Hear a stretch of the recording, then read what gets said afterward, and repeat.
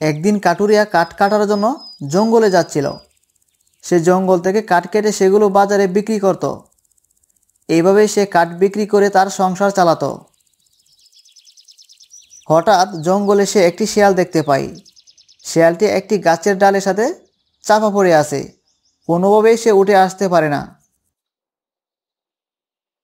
এই যে ভাই কাটুরিয়া, দয়া করে আমাকে একটু সাহায্য করো। আজকে 2 দিন ধরে এখানে পড়ে আছি। গতকাল বিকেলে খুব জোরো বাতাস হয়, আর তখনই এই গাছের ডালটি আমার উপরে পড়ে যায়। আমি কোনোভাবে এখান থেকে বের হতে পারিনি। দয়া করে আমাকে একটু সাহায্য করো, আমাকে এখান থেকে মুক্ত করো।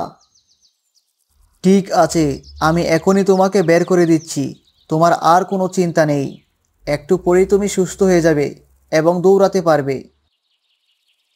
কাটুরিয়া তখন শেয়ালের শরীর থেকে গাছের ডালটি সরিয়ে দেয়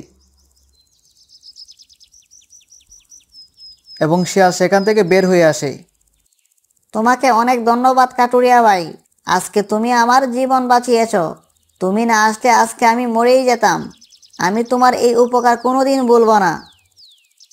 ঠিক আছে শিয়াল মশাই, কিন্তু তোমার বাসা কোথায়? আগে তো তোমাকে দেখিনি। এই জঙ্গলের উত্তর পাশে যে নদীটি আছে, সেই নদীর পাড়ে আমার বাসা। খাবার খোঁজার জন্যই আমি এদিকে এসেছিলাম, আর তখনই আমি জোরে কবলে পড়ে যাই। ঠিক আছে শিয়াল মশাই, তুমি এখন সাবধানে বাসায় যাও। আমি এখন কাঠ কাটতে যাই। কাঠ কেটেই আমি বাজারে যাব।